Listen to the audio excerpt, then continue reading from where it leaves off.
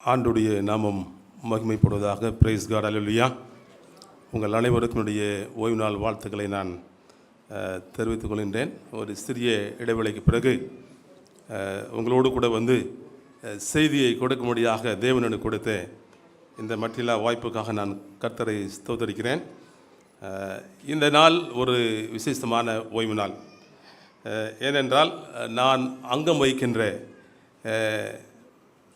இலாக்காவினுடைய promotion day according to our church calendar, நம்முடைய சபையுடைய calendar பிரகாரம் இந்த ஓய்வு நாள் என்ன ஒரு தலைப்பை கொடுத்துருக்காங்க சொன்னால்,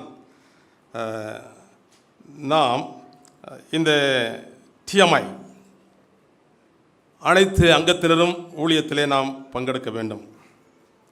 அதோடு கூட சைட் வாக் மினிஸ்ட்ரி, பாதையோர ஊழியம் என்று சொல்லக்கூடிய ஒரு ஊழியத்தை உங்கள் மத்தியிலே ஒரு விசை ஞாபகப்படுத்தும்படியாக நான் இருக்கின்றேன். நம்முடைய உலகளாவிய அட்வென்ட் திருச்சபை 2015ஆம் ஆண்டு ஒரு இலாக்காவை ஏற்படுத்தி அதன் வாயிலாக ஊழியத்தை செய்தார்கள். அந்த இலாக்காவின் பெயர்தான் TMI, டோட்டல் மெம்பர் இன்வால்மெண்ட். அனைத்து அங்கத்தினரும் ஊழியத்தை செய்ய வேண்டும் என்று சொல்லி ஓய்வு நாள் பள்ளி தனிநபர் ஊழிய இலாக்காவின் சார்ந்து இந்த இலாக்காவை ஏற்படுத்தி அதன் வாயிலாக அனைத்து அங்கத்தினரும் தேவனுடைய ஊழியத்தை செய்ய வேண்டும். அதை 2022ஆம் ஆண்டு குளோபல் TMI என்று சொல்லக்கூடிய ஒரு திட்டத்தை வகுத்து அட்வென்ட் திருச்சபை அதற்கான ஒரு பிளானர் பாடத்திட்டத்தை நமக்கு கொடுத்து ஒவ்வொரு திருச்சபையும் இந்த பாடத்திட்டத்தை படித்து அதில் சொல்லுகிற காரியங்கள் மூலமாக தேவனுடைய ஊழியத்தை செய்ய வேண்டும் என்று சொல்லி கொடுத்துருக்குறாங்க. இப்போ இதனுடைய நோக்கம் என்னவென்று சொன்னால், அனைத்து அங்கத்தினரும் ஊழியத்தில் பங்கெடுக்க வேண்டும். நான் அடிக்கடி சொல்லுவேன், each one reach one teach one bring one. இன்னும் அந்த சபையில் ஒரு சில இருக்கைகள் காலியாக இருக்குது. அப்போ இந்த ஊழியத்தை செய்வதற்காக ஆண்டவர் நமக்கு அந்த கட்டளையை கொடுத்திருக்கிறார். மத்தேயு சுவிசேஷம் 28ஆம் அதிகாரம் 19-20 வாசிக்கும்போது, நீங்கள் உலகமெங்கும் புறப்பட்டு போய் சகல ஜாதிகளையும் சீஷராக்கி பிதா குமாரன் பரிசுத்தாவின் நாமத்தினாலே ஞானஸ்தானம் கொடுத்து நான் கட்டளையிட்ட யாவையும் அவர்களுக்கு உபதேசம் பண்ணுங்கள். இதோ உலகத்தின் சகல நாட்களில் நான் உங்களோட கூட இருக்குன்னு சொன்ன தேவன். நம்முடைய வேலை என்ன? புறப்பட்டு போய் each one reach one teach one bring one. இந்த வேலையை செய்தால் நம்முடைய திருச்சபையானது எல்லாவற்றிலும் சிறந்து காணப்படும் என்று நான் கர்த்தருக்கு நம்புகின்றேன். அதை மையமாக வைத்து ஏன் என்று சொன்னால், உலகளாவிய அட்வென்ட் திருச்சபையுடைய அங்கத்தினருடைய ஒரு கணக்கு எடுத்தாங்க. எத்தனை பேர் ஜெபம் பண்ணுறாங்க, எத்தனை பேர் பைபிள் வாசிக்கிறாங்க சொல்லி ஒரு கணக்கு எடுத்த பொழுது கிட்டத்தட்ட லெஸ் தென் 40%. அதற்காக தான் ஒரு இலாக்கா ஆரம்பித்தாங்க, பேக் டு த ஆல்டர், பலிபீடத்திற்கு திரும்பவும் என்று சொல்லக்கூடிய ஒரு இலாக்காவை ஆரம்பித்து விசுவாச பிள்ளைகளை ஜெபத்திலும் வேத வாசிப்பிலும் உற்சாகப்படுத்துவதற்காக ஆரம்பித்தாங்க. அதோடு கூட இணைந்து இந்த 2024-25 மட்டுமல்ல, டில் ஜீசஸ் கம்ஸ், இயேசுவானவர் வருகை மட்டும் தேவனுடைய பிள்ளைகளாகிய நீங்களும் நானும் தேவனுடைய வேலையை செய்யணும்.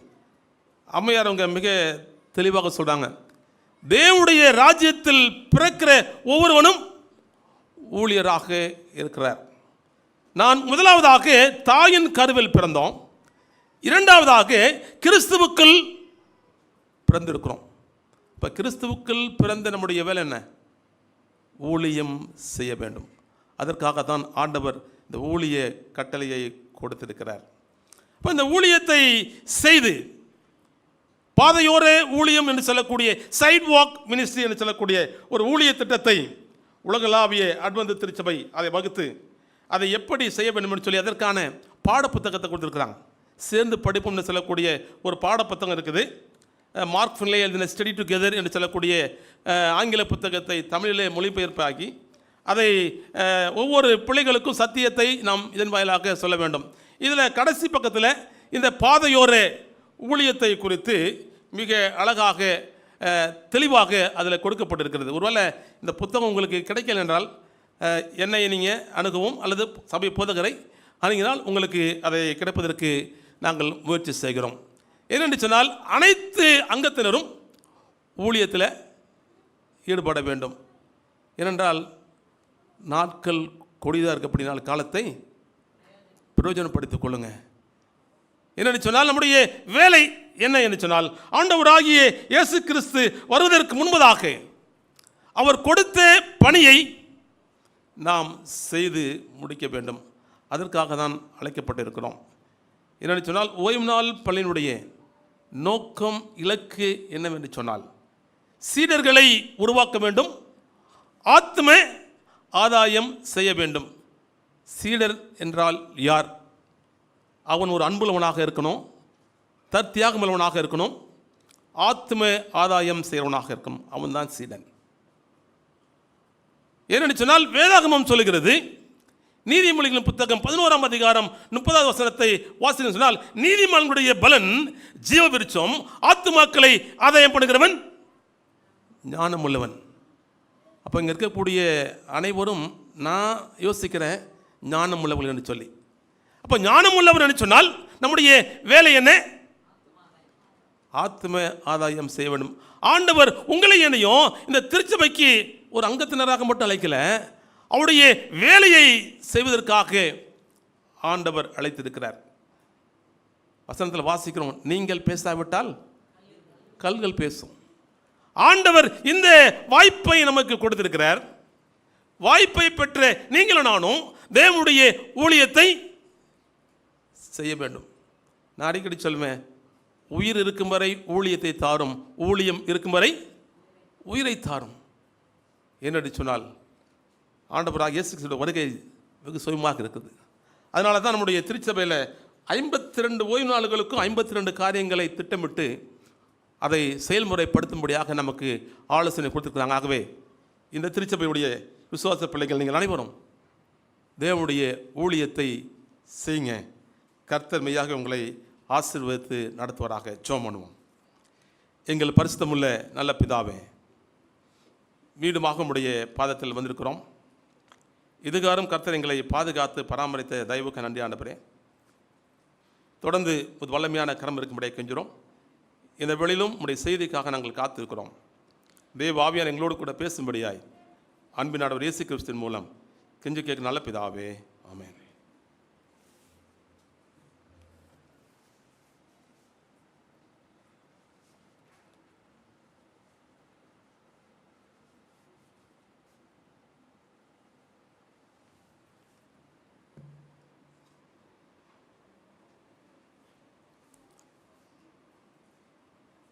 பல ஆண்டுகளுக்கு முன்பாக இங்கிலாந்து தேசத்திலே ஒரு விவசாயி தன்னுடைய விளை நிலத்திலே அவர் வேலை செய்து கொண்டிருந்தார். அவருடைய நிலத்திற்கு அருகாமையிலே குதிரை சவாரி செய்யக்கூடிய நபர்கள் அங்குமிகுமாக வந்து போவாங்க. அவர்கள் அந்த பயிற்சி எடுப்பதற்கு இந்த ஏழை அந்த விவசாயினுடைய நிலத்தை தாண்டி தான் போகணும். ஒரு நாள் அந்த விவசாயி தன்னுடைய வயலை பார்த்த பொழுது சற்று மோசமாக காணப்பட்டதற்கு காரணம் என்னவென்று சொன்னால், பக்கத்திலே அந்த பயிற்சிக்காக செல்லக்கூடிய குதிரை வீரர்கள் அவருடைய நிலத்தை சேதப்படுத்திட்டாங்க. உடனே ஒரு வேலைக்காரனை அழைத்தார். அந்த விளைநிலத்திலே மிகவும் கஷ்டமான ஒரு இடம் இருந்துச்சு. அதற்கு அநேக பிரயாசப்பட்டு முயற்சி செய்து அதை அவர் பாதுகாத்து வந்தார். இப்படி இந்த நபர்கள் என்னுடைய விளைநிலத்தை மோசம் போக்குறான்னு சொல்லி வேலை செய்த நாட்களில் திடீரென்று பார்த்தா பெரிய ஒரு கூட்டம் வந்துச்சு, குதிரை சவாரி கூட்டம் வந்துச்சு. உடனே தன்னுடைய வேலைக்காரனை கூப்பிட்டு சொன்னார், நீ போய் அந்த கதவை அடைத்து விடு, அடைத்து விட்டு அவர் போயிட்டு சொன்னார் அந்த வேலைக்காரன்ட்ட, நான் சொல்லுகிற வரைக்கும் நீ அந்த கதவை திறக்கவே கூடாது. ஏன்னா அவங்களுக்கு வாய்ப்பு கொடுத்தேன், வாய்ப்பை சரியாக பயன்படுத்தலை, அதனால் அவங்களுக்கு இன்னுமே இங்கே வழி இல்லை சொல்லிட்டு எஜமான் போயிட்டார். அந்த குதிரை சவாரி செய்கிற கூட்டங்கள் அந்த கேட்டு அருகே கதவன் அருகே வந்து கதவை திறக்கும்படி கேட்டாங்க. அப்போ அந்த வாலிபன் சொன்னான், உங்களுக்கு நான் கதவை திறக்க மாட்டேன், ஏனென்றால் என்னுடைய எஜமான் எனக்கு கட்டளையிட்டிருக்கிறார் கதவை திறக்கக்கூடாது என்று சொல்லி. அவங்க அந்த இடத்துல நின்று தகாத வார்த்தையெல்லாம் பேசி எவ்வளவோ ட்ரை பண்ணாங்க. அவன் கதவை திறக்கலை. உடனே அவங்க திரும்பி போயிட்டாங்க. சிறிது நேரம் கழித்து குதிரையிலே மிகவும் ஒரு கம்பீரமான ஒரு மனிதன் வந்து இறங்கி அந்த வாலிபனை பார்த்து சொன்னார், நான் யார் என்று உனக்கு தெரியாது, நீ கதவை திற, நான் தான் டயர், நெப்போலியனுடைய படை தளபதி வெலிங்டன் டயர் என்று சொல்லி தன்னுடைய பெயரை சொன்னார்.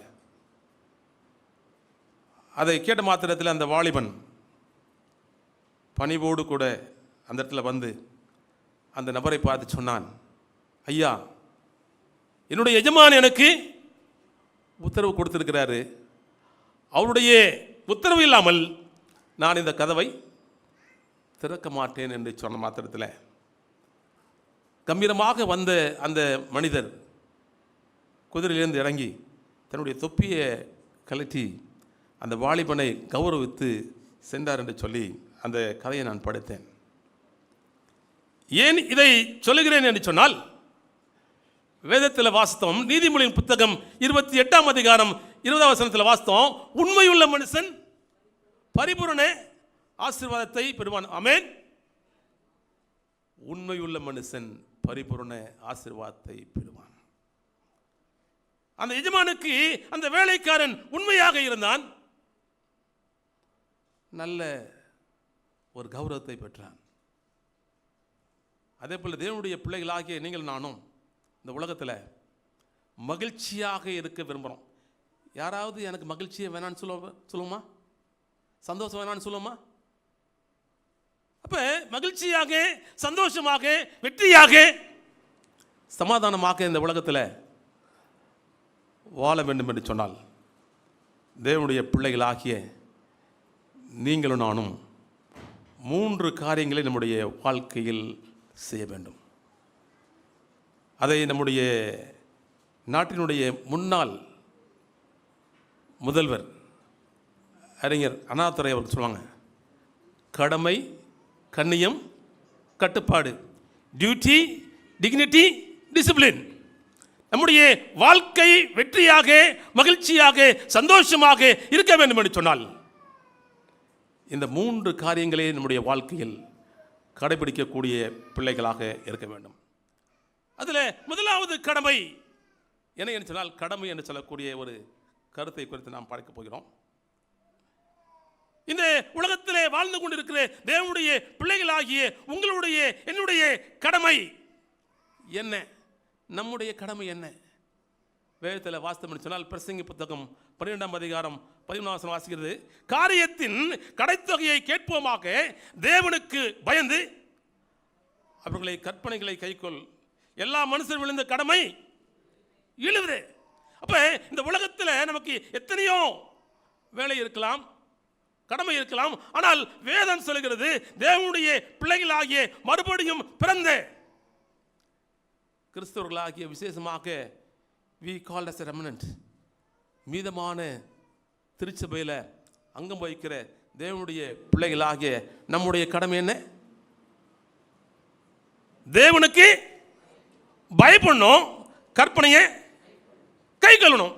இதுதான் உங்கள் மேலும் என் மேலும் விழுந்த கடமையாய் இருக்கிறது. ஒரு கேள்வி கேட்கலாமே, நாம் ஏன் தேவனுக்கு பயப்படணும்? தேவனுக்கு பயப்படுதல் என்றால் என்ன? அதற்கு என்ன ஒரு விளக்கத்தை கொடுக்குறாங்கன்னு சொன்னா, அவருக்கு சேவை செய்வதும் அவருக்கு உண்மையாய் இருப்பதும். Be faithful and serve the God, serve the master.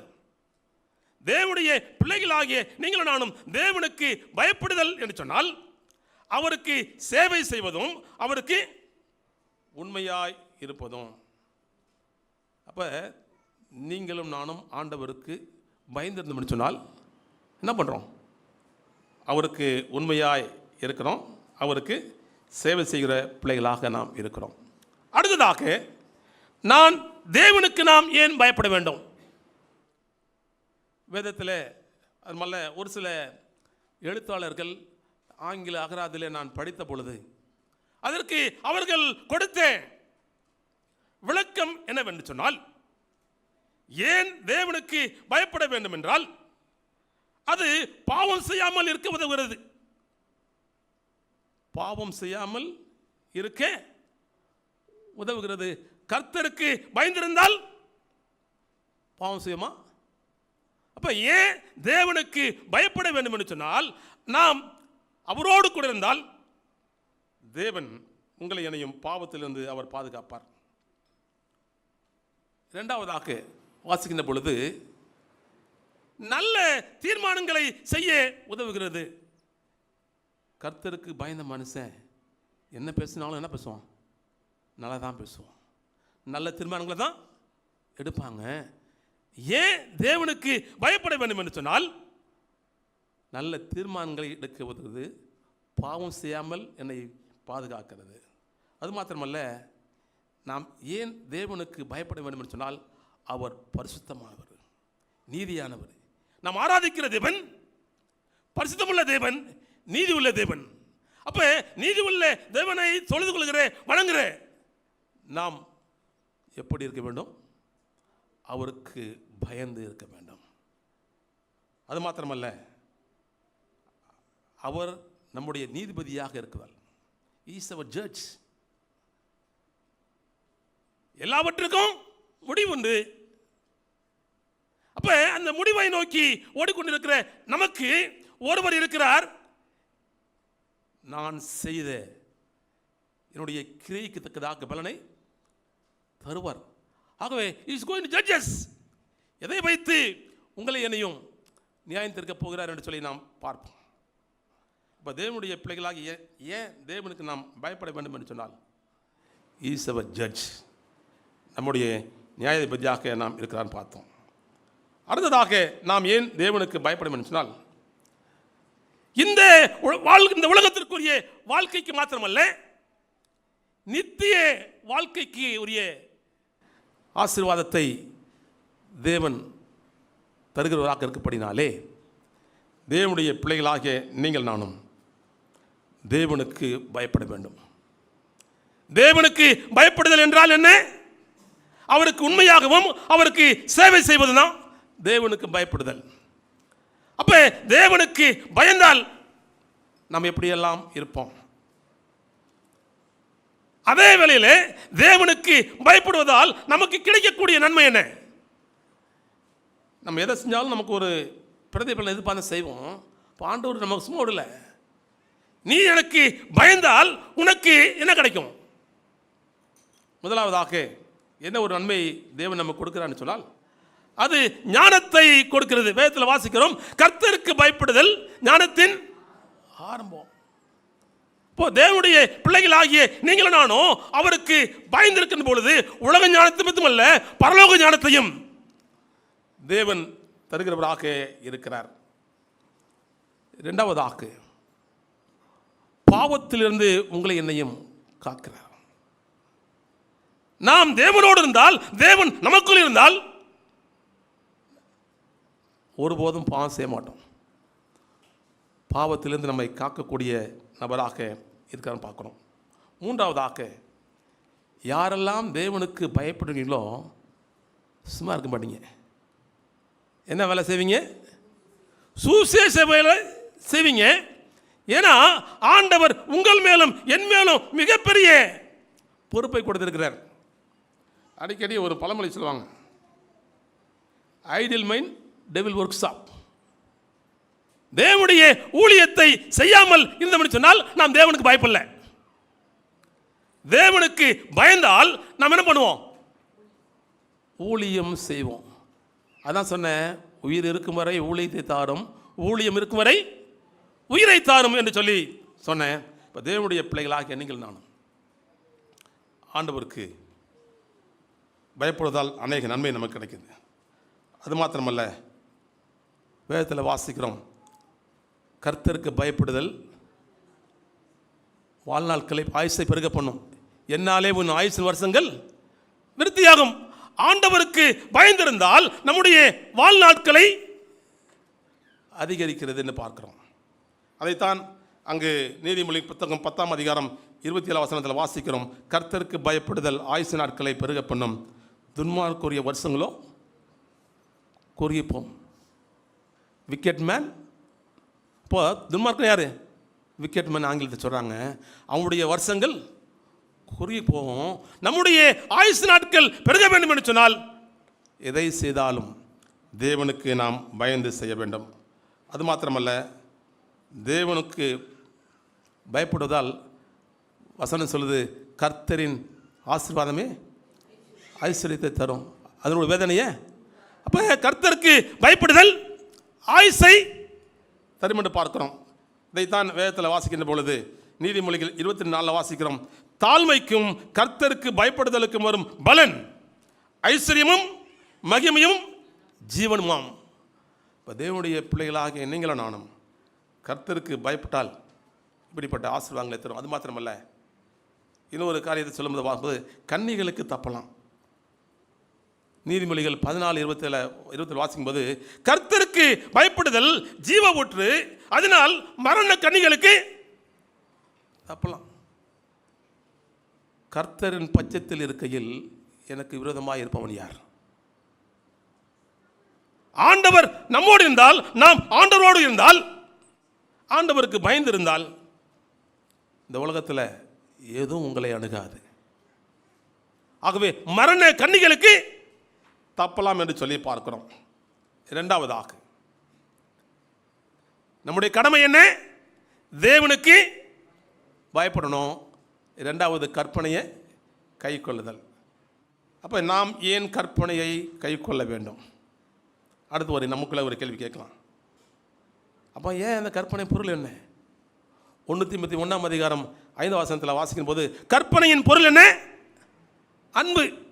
சுத்தமான இதயத்திலும் நல்மன சாட்சியிலும் பிறக்கும் அன்பே. அப்படின்னு சொன்னால் கற்பனையின் பொருள் அன்பு என்று பார்க்கணும். அந்த ஆண்டவர் சொல்றாரு, யோவான் 14:15 வாசிக்கிறோம், நீங்கள் என்னிடத்தில் அன்பாய் இருந்தால் என் கற்பனைகளை கை கொள்ளுங்க. நம்முடைய கடமை தேவனுக்கு பயப்படணும், கற்பனையை கை கொள்ளணும். கற்பனையின் பொருள் அன்பு. அப்போ அந்த ஆண்டவர் சொல்றாரு, என்னில் அன்பாய் இருந்தால் என் கற்பனைகளை கை கொள்ளுங்க. அதே யோவான் 14:21 சொல்றாரு, என் கற்பனைகளை பெற்றுக்கொண்டு அவைகளை கை கொள்கிறவனே என்னிடத்தில் அன்பாய் இருக்கிறான், என்னிடத்தில் அன்பாய் இருக்கிறவன் என் பிதாவுக்கு அன்பாய் இருப்பான், நானும் அவனில் அன்பாய் இருந்து அவனுக்கு என்னை வெளிப்படுத்துவேன். ஆண்டவர் சொல்றாரு, என் கற்பனைகளை கை பெற்றுக்கொண்டு தேவனிடத்தில் அன்பாய் இருக்கிறோம் என்று சொன்னால் நம்முடைய கடமை என்ன? கற்பனைகளை கை கொள்ள வேண்டும். அது மாத்திரமல்ல, 1 யோவான் 5ஆம் அதிகாரம் 3ஆம் வசனத்தை வாசிக்கின்ற பொழுது, நாம் தேவனுடைய கற்பனைகளை கை கொள்வதே அவரிடத்தில் அன்பு கூறுவதாம். அவருடைய கற்பனைகள் பாரமானவர்கள் அல்ல. ஒரு சில பேர் சொல்லுவாங்க, பாஸ்டர் இந்த கற்பனையை கை கொள்ள ரொம்ப கஷ்டமாக இருக்குது பாஸ்டர். பிலிப்பியர் 4:13 வாசிக்கிறோம், என்னை பலப்படுத்துகிற கிறிஸ்துவினாலே எல்லாவற்றையும் செய்ய எனக்கு என்ன உண்டு? பலன் உண்டு.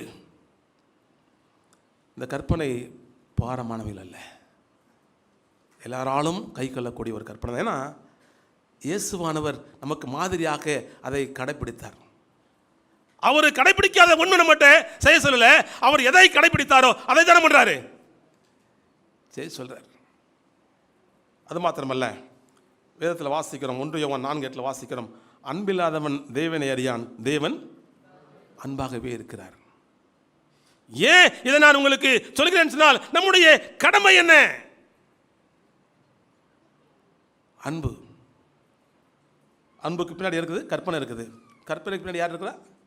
இயேசுவானவர் இருக்கிறார். அப்போ வெளிப்படுத்தல் 14:12 வாசிக்கிறோம், தேவனுடைய கற்பனைகளையும் இயேசுவின் உள்ள விசுவாசத்தையும் காத்துக்கொள்கிறவர்களாகிய பரிசுத்தவான்களுடைய பொறுமை இதிலே விளங்கும். நம்மகிட்ட பொறுமை இருக்கிறதுலே பெருமை இருக்குது. ஆனால் தேவனுக்கு பயந்தா எப்படி இருப்போம்? பொறுமையாக இருப்போம். உபத்திரவத்திலே பொறுமையாக இருங்கள். தேவனுடைய பிள்ளைகளாகிய நீங்களும் நானும் தேவனுக்கு பயப்பட வேண்டும், கற்பனையை கைக்கொள்ளணும் என்று சொன்னால் இதான் நம்முடைய கடமை. இந்த கடமையை நான் தவறி இருக்க நம்ம ஏமா யோசித்து பார்க்கணும். நம்ம ஒன்று அடுத்தவனை சொல்லக்கூடாது. நான் எப்படி இருக்கிறேன், நான் தேவனுடைய பார்வையில் நான் எப்படி இருக்கிறேன் என்பதை யோசித்து பார்க்கணும். அது மாத்திரமல்ல, ஏன் கற்பனையை கை கொள்ள வேண்டும் என்று சொன்னால் வெளிப்படுத்தல் 22:14 வாசிக்கிறோம், ஜீவ விருட்சத்தின் மேல் அதிகாரம் உள்ளதாக இருக்கும், வாசல் வழியாய் நரகத்தில் பிரவேசிப்பதற்கும் அவருடைய கற்பனைப்படி செய்தவர்கள் பாக்கியவான்கள். நம்முடைய இலக்கு என்ன? நம்முடைய நோக்கம் என்ன? பரலோகத்துக்கு போகணும், ஏசப்பாவை பார்க்கணும், ஏசப்பாவோட இருக்கணும்னு சொன்னால் நாம் செய்ய வேண்டிய வேலை என்ன? தேவனுக்கு பயப்படணும், கற்பனையை கை கொள்ளணும். இதுதான் சொல்லப்படுகிறது. இந்த தேவனுடைய கற்பனையை கை கொள்வதால் நமக்கு கிடைக்கக்கூடிய நன்மை என்ன? அழகாக வேதத்தில் வாசிக்கிறோம், நீங்கள் உங்கள் தேவனாகிய கர்த்தரிடத்தில் முழு இதயத்தோடும் உங்கள் முழு ஆத்மாவோடும் அன்பு கூர்ந்து அவரை சேவிக்கும்படி நான் என்று உங்களுக்கு கற்பிக்கிற என் கற்பனைகளுக்கு கீழ்ப்படிந்தால் நீ உன் தானியத்தையும் உன் திராட்சரசத்தையும் உன் எண்ணெயும் சேர்க்கும்படிக்கு நான் ஏற்ற காலத்தில் உங்கள் தேசத்தில் முன்மாரியையும் பின்மாரியையும் பெய்ய பண்ணி மிருக ஜீவன்களுக்காக உன் வெளிகளிலே புல் முளைக்கும்படி செய்வேன். நீ சாப்பிட்டு திருப்தி அடைவாய் என்று உபாகமம் 11:13-15 சொல்லுது. இப்போ தேவனுக்கு பயப்படுவதால் நமக்கு கிடைக்கக்கூடிய நன்மை, இந்த நன்மையை பெற வேண்டும் என்று சொன்னால் தேவனுடைய பிள்ளைகளாகிய நீங்கள் நானும் கற்பனையை கை கொள்ள வேண்டும். அது மாத்திரமல்ல, உபாகமம் 28:1 வாசிக்கும்போது, இன்று நான் உனக்கு விதிக்கிற உன் தேவனாகிய கர்த்தருடைய கட்டளையின்படியெல்லாம் நீ செய்ய கவனமாய் இருக்கும்படிக்கு அவர் சத்தத்திற்கு உண்மையாய் செவி கொடுப்பாயானால் உன் தேவனாகிய கர்த்தர் பூமியில் உள்ள சகல ஜாதிகள் உன்னை மேன்மையாக வைப்பார். உபாகமம் 28:1-13 வாசித்து பார்த்தீங்கன்னா அதில் ஏகப்பட்ட ஆசீர்வாதங்களை கொடுத்திருக்கிறார். ஒரு சொன்னால் தேவனுடைய பிள்ளைகளாகிய நீங்களும் நானும் நம்முடைய கடமை என்ன? தேவனுக்கு பயப்படணும், கற்பனையை கை கொள்ளணும். இதுதாங்க நம்முடைய கடமையாக இருக்குது. இரண்டாவதாக கண்ணியம், டியூட்டி, டிக்னிட்டி ஆர் இன்டெகிரிட்டி. நம்முடைய கண்ணியம் என்ன? இதற்கு என்ன அர்த்தம் என்று சொன்னால், ஆங்கில அதில் படிக்கும்போது நிலை அல்லது தரம், கணம் அல்லது மரியாதை, பாணி அல்லது முறை, இதுதாங்க இந்த டிக்னிட்டிக்கு அர்த்தமாக கொடுக்கப்பட்டிருக்கிறது. அப்போ இதில் நம்முடைய கவனத்திற்கு நாம் எடுத்துக்கொள்ள என்ன சொன்னால் நம்முடைய ஊழிய முறை, பாணி அல்லது நாம் எப்படி ஊழியத்தை செய்கிறோம் என்பதை யோசித்து பார்க்கணும். நம்முடைய கடமை என்ன? தேவனுக்கு பயப்படணும், கற்பனையை கை கொள்ளணும். அந்த கற்பனையை கை கொண்டா தேவனுக்கு பயந்தா ஊழியம் செய்வாங்க. ஊழியம் செய்கிற நாம் யாரை மாதிரியாக அல்லது எந்த முறையை பயன்படுத்த வேண்டும்? வேதத்தில் படிக்கின்ற பொழுது அங்கு லூக்கா சுவிசேஷம் 10 நான் வாசிக்கிறோம், 33-36 வரைக்கும் வாசிக்கிறோம். அங்கே எல்லாருக்கும் தெரிஞ்ச ஒரு சம்பவம் தான். ஒரு மனுஷன் எருசலேம் வந்து எரிகவுக்கு போகிறான், கல்லர் கோயில் அகப்பட்டான். அப்போ அவர்கள் வஸ்திரங்கள் விழுந்து அவனை காயப்படுத்தி குட்டியாக விட்டு போனாங்க. அந்த வழி யார் போகிறது? ஒரு ஆசாரியன் போகிறான். ஆசாரியன் யார்? ஆசாரிப்பு கூடாரத்தில் மகா பரிசுத்த ஸ்தலத்தில் வேலை செய்யக்கூடியது தான் யார்? ஆசாரியன். அவனை பார்க்குறான், விலகி போயிடுறான். இரண்டாவது யார் வரா? லேவியன் வரான். அவர் யார்?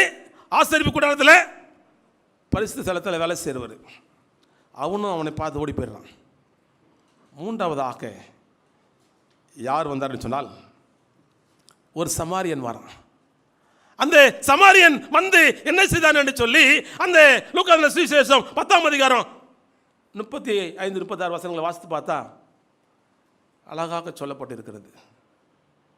நம்முடைய ஊழியத்தில் எப்படி இருக்க வேண்டும், நம்முடைய ஊழியம் எப்படிப்பட்டதாக இருக்க வேண்டும். ஒருவன் அங்கு தேவை இருக்கின்ற பொழுது அவனுக்கு உதவி செய்கிற பிள்ளைகளாக நீங்கள் நான் இருக்க வேண்டும். என்னென்னு சொன்னால், ஆண்டவராக இயேசு கிறிஸ்து நல்ல சமாரியன் உறவில் என்ன பண்ணார், வந்து அவனுடைய காயங்களெல்லாம் கட்டினார். அவனை சத்திரத்தை கொண்டு போய் சேர்த்து அவனுக்கு அந்த சத்திரக்காரனிடத்தில் 2 பணத்தை கொடுத்துட்டு, இனி ஏதாயிலும் செலவழித்தால் நான் போய் திரும்ப வரும்போது நான் என்ன பண்ணுறேன் தருவேன் சொல்லி போனார். இதுதாங்க நல்ல ஒரு ஊழியக்காரன், கண்ணியமான ஊழியக்காரன். தேவனுடைய பிள்ளைகளாகிய நீங்களும் நானும் நம்முடைய ஊழியத்தில் என்ன முறையை ஃபாலோ பண்ணுறோம் என்பதை நாம் ஆராய்ந்து பார்க்க வேண்டும். அடுத்ததாக நாம் இதற்கு உதாரணமாக யாரை வேதத்தில் பார்க்கலான்னு சொன்னால், பக்தனாகிய யோபுவை குறித்து நாம் பார்க்கலாம். யோபுவை குறித்து நீங்கள் படிக்க முடியாது, எல்லாரும் தெரிஞ்சிருக்கும்.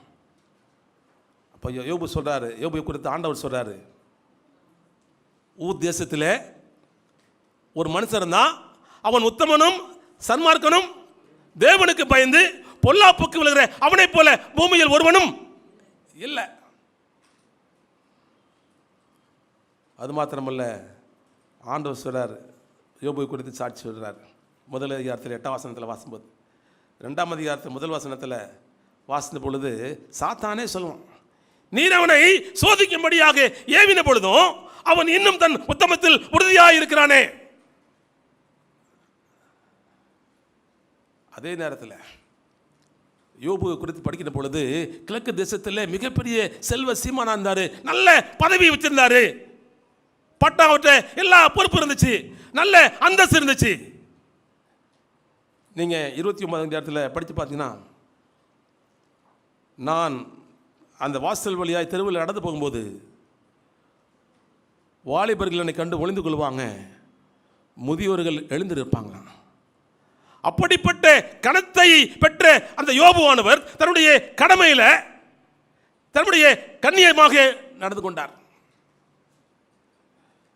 வேலையை மிக தனக்கு பதவி இருக்குது, தனக்கு அதிகாரம் இருக்கும்னு சொல்லி அதை யாருக்கும் வரல.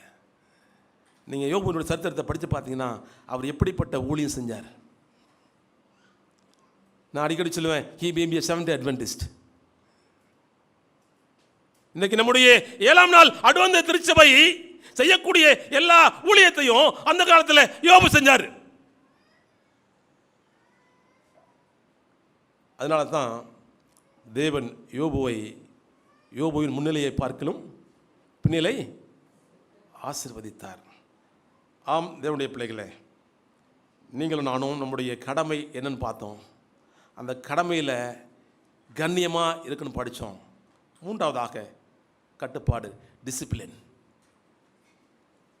இந்த டிசிப்ளின் சொன்ன மாத்திரத்தில் நமக்கு என்ன ஒரு அர்த்தத்தை கொடுக்கிறது. ஆங்கில அகராதியில் நான் படித்த பொழுது அதற்கு கொடுத்த ஒரு விளக்கம் என்னவென்று சொன்னால், நடத்தை அல்லது தன்னடக்கம், ஆட்டிடியூட் ஆர் செல்ஃப் கண்ட்ரோல். என்னுடைய கட்டுப்பாடு, நான் எப்படி நடக்கிறேன், என்னுடைய வேலையில் கண்ணியமாக இருக்கிறேன்னா, அதே நேரத்தில் கட்டுப்பாடாக இருக்கிறேன்னா. இந்த கட்டுப்பாடு என்ற சொன்ன மாத்திரத்தில் உங்களுடைய கவனத்தை ஆதியாகமம் புத்தகம் 39ஆம் அதிகாரத்துக்கு நான் திருப்பும்படியாக நான் கேட்டுக்கொள்கின்றேன். யோசேப்பை குறித்து நாம் நன்கு அறிவோம். யோசேப்பு எங்கே போனா? எகிப்துக்கு அடிமையாகி போனான். அடிமையாகி போன அவனுக்கு அங்கே எகிப்தின் அரண்மனையில் நல்ல பதவி கிடைச்சி, வேலை கிடைச்சிது. அந்த வேலை கிடைச்சி நல்ல எல்லாவற்றிலும் அவனுடைய வேலையை பார்த்து அவனுடைய எஜமானவனை அதிகாரியாக வைத்தார். ஆனால் அவனுடைய எஜமானுடைய மனைவிக்கோ யார் மேலே கண்ணு? யோசேப்பு மேலே ஒரு கண்ணு. எப்படியாவது தன் வயை படுத்த வேண்டும் என்று சொல்லி அவள் முயற்சி செய்தாள். அப்பொழுது அந்த யோசேப்பு சொன்ன வார்த்தை தான் ஆதியாகமம் 39ஆம் அதிகாரம் 9ஆம் வசனத்தில் வாசிக்கும்போது, இந்த வீட்டிலே என்னிலும் பெரியவன் இல்லை, நீ என்னுடைய மனைவியாக இருக்கிறபடியால் உன்னை தவிர வேற ஒன்றையும் எனக்கு விலக்கி வைக்கவில்லை. இப்படி இருக்க நான் இத்தனை பெரிய பொல்லாங்குக்கு உடன்பட்டு தேவனுக்கு விரோதமாய் பாவம் செய்வது எப்படி? என்ன கேள்வி கேட்டாரு? How can I sin against my Lord? என் தேவனுக்கு விரோதமாக நான் பாவம் செய்வது எப்படி? நமக்கு என்ன தேவைங்க? கட்டுப்பாடு தேவை, டிசிப்ளின். ஏன் இதை சொல்கிறேன்னு சொன்னால், யோசேப்பினுடைய வாழ்க்கையை பார்க்கும்போது நல்ல பதவியில் இருந்தாங்க. அந்த பதவியில் இருக்கும்போது எப்படி இருந்தா? உண்மையோடு நடந்து கொள்ளுதல். ஆண்டவருக்கு நமக்கு நிறைய பதவி கொடுத்திருக்கிறாரு, நிறைய பொறுப்புகளை கொடுத்திருக்கிறாரு. அதுல நீங்கள் நானும் எப்படி இருக்கிறோம்? என்னுடைய கட்டுப்பாடு எப்படி இருக்கிறது? என்னுடைய ஊழிய முறை எப்படி இருக்கிறது? என்னடி சொன்னால், யோசேப்பு நமக்கு ஒரு மாதிரி. அந்த யோசேப்பு அடிமையாய் போனே யோசேப்பை அதிபதி ஆக்கினது நான் அல்லவா? காரணம் என்ன? உண்மையாய் இருந்தான். வேதத்தில் வாசிக்கின்ற பொழுது தேவன் யோசேப்போடு இருந்தார். அரண்மனையில் இருந்தார், சிறைச்சாலையில் இருந்தார். இப்போ தேவனோடு இருந்தால், நாம் தேவனோடு இருந்தால் எப்படி இருப்போம்? என்ன பதவி வச்சாலும் அதில் உண்மையாக இருப்போம். ஆகவே இதற்கு என்ன ஒரு சொல்கிறான்னா, தேவனுடைய பிள்ளைகளாகிய நீங்கள் நானும் நம்முடைய பதவியில் கட்டுப்பாடோடு நடந்து கொள்ள வேண்டும். ரெண்டாவதாக என்ன ஒரு கருத்து வைக்கிறேன்னு சொன்னால், தானியேல் 1ஆம் அதிகாரம் 8வது வசனத்தை வாசிக்கின்ற பொழுது, தானியேலையும் அவருடைய நண்பர்களையும் எருசலேமிலிருந்து பாபிலோனுக்கு அடிமையாக கொண்டு வந்தாங்க.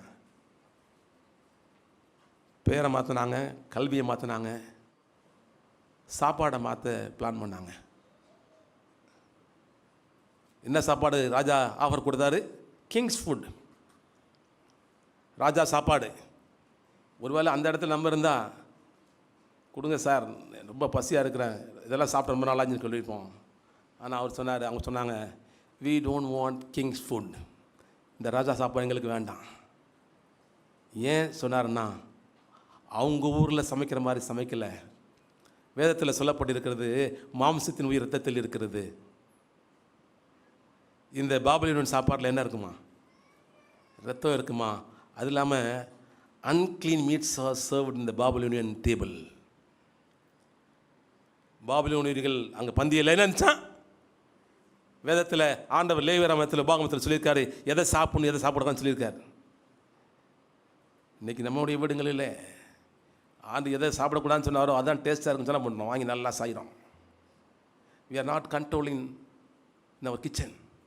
அம்மையார் சொல்கிறாங்க, if you are controlled in your kitchen, you can control everything. இந்த தானியேலுடைய நண்பர்களும் அந்த ஆகார காரியத்தில் தீர்மானம் பண்ணி கொண்டு சொன்னாங்க, எங்களுக்கு ராஜா சாப்பாடு வேண்டாம், மர காய்கறிகள் கொடுங்க போதுனாங்க. அதை சோதிச்சும் பார்த்தாங்க, வெற்றி கண்டாங்க. ஏன் சொல்கிறேன்னா, we should control நம்முடைய ஆட்டிடியூட்ஸ், நடத்தை, செல்ஃப் கண்ட்ரோல், இச்சை தன்னடக்கம். சாத்தான் இன்னைக்கு உங்களே என்னையும் எதன் வாயிலாக உங்களை ஏமாத்துறான்னு சொன்னான். ஆதி பெற்றோராகிய ஆதாம் ஏவாளை ஏமாத்தினா அதே சாத்தான் சாப்பாட்டில் தான் இன்றைக்கி நம்ம ஏமாத்துறான். when you control our diet, நம்முடைய அட்வந்து திருச்சபையில் இருக்கக்கூடிய குடும்பங்களில் கிச்சனில் நீங்கள் சமைக்கிற நீங்கள் கண்ட்ரோலாக இருந்தால் உங்கள் குடும்பம் எல்லாத்துலேயும் கண்ட்ரோலாக இருக்கும். அம்மையார் சொல்கிறாங்க, நான் அம்மையார் சொல்கிறாங்க. ஏன் இதை சொல்லின்னு சொன்னால், தேவனுக்கு பயந்த பிள்ளைங்க எப்படி இருப்பாங்களா?